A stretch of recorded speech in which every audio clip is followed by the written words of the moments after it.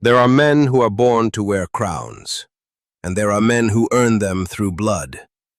This is the story of Leon Drakon, a warrior, a survivor, a man who would one day become king. But legends are not born in palaces. They are forged on battlefields, and this legend began on the darkest day in the history of Atheron.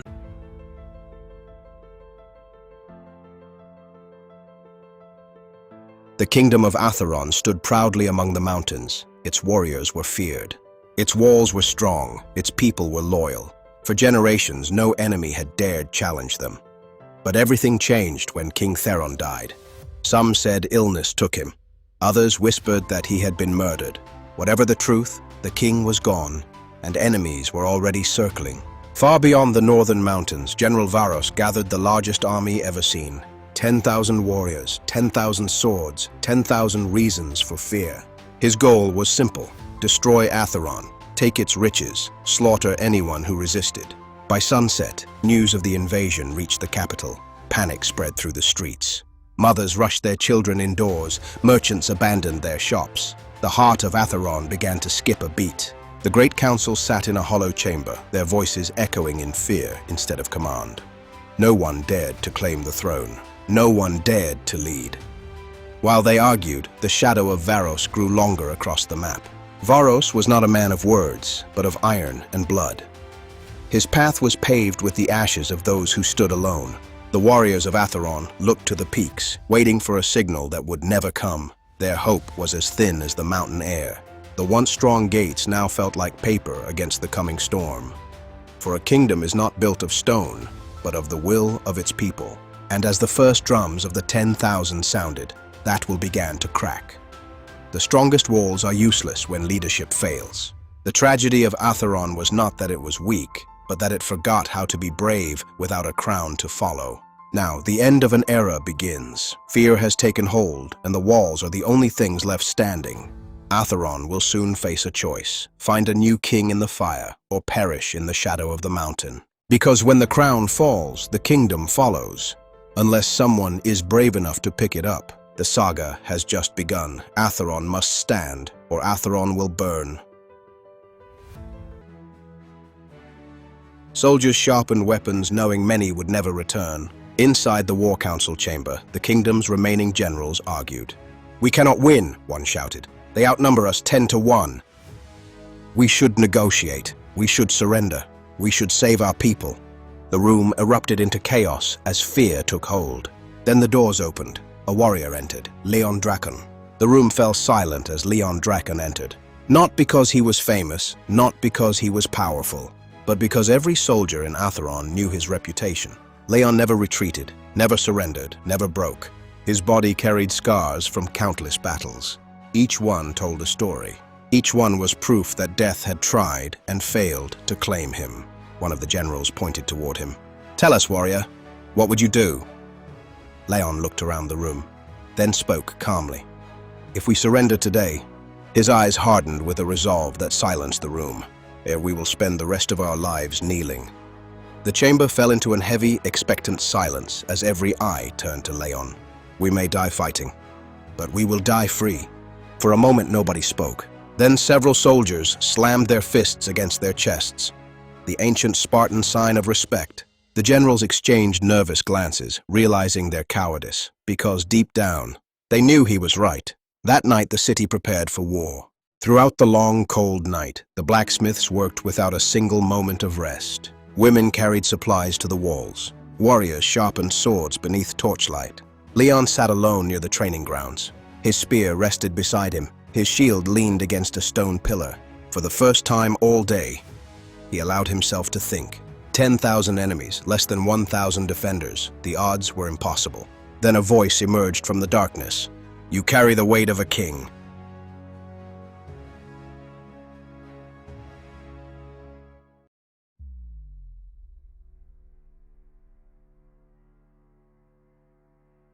Leon instantly grabbed his spear. A hooded stranger stood nearby, his face hidden, his identity unknown.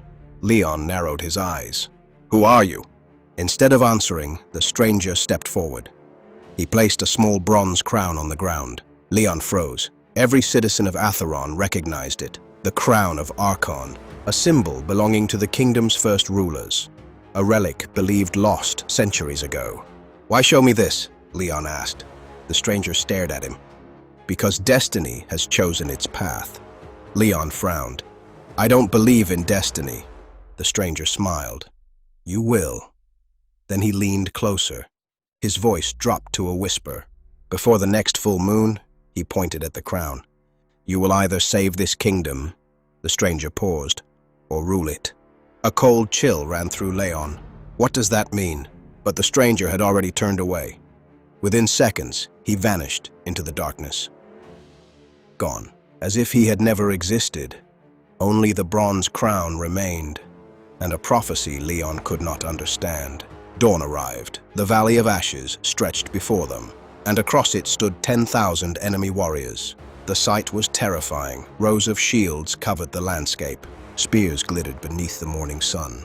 War banners snapped in the wind.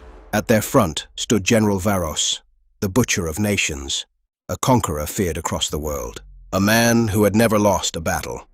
He looked toward Atheron's walls and laughed. 1,000 defenders, his voice carried across the valley. This will be over before noon. Leon knew the odds were impossible, but the crown's destiny was already in motion. The battle for Atheron had begun.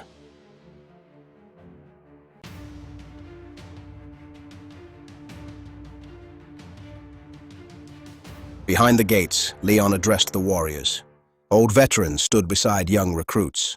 Farmers stood beside professional soldiers. Some were afraid, others were angry, but all were ready. Leon planted his spear into the earth. "If any man wishes to leave." He looked around. "Leave now." Nobody moved. The air was thick with anticipation. A smile appeared on Leon's face. "Good." He raised his shield. "Today we show them why warriors become legends." The army erupted. Shields slammed together. The valley thundered. Boom, boom, boom. The sound echoed for miles. Even the enemy ranks hesitated. Varos raised his sword. "Advance!" 10,000 soldiers surged forward. The ground shook. Dust filled the air. The enemy looked completely unstoppable as they surged forward. Leon remained calm. "Hold."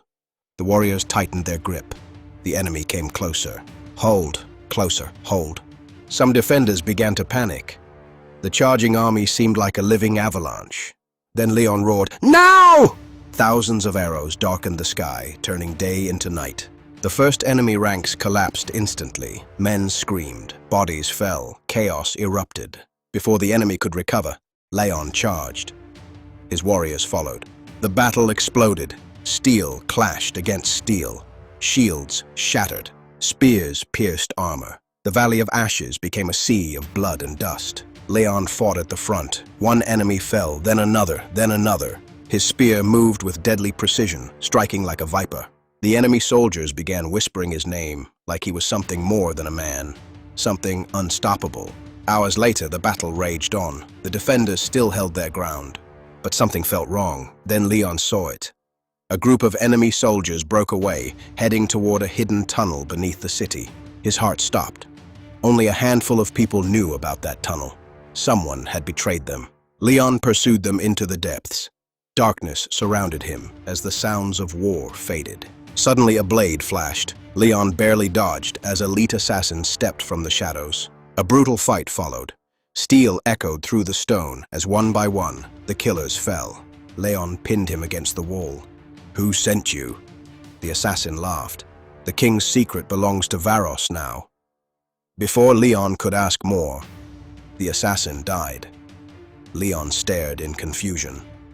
What secret? His blood ran cold. The city gates were opening from the inside. The enemy was already inside.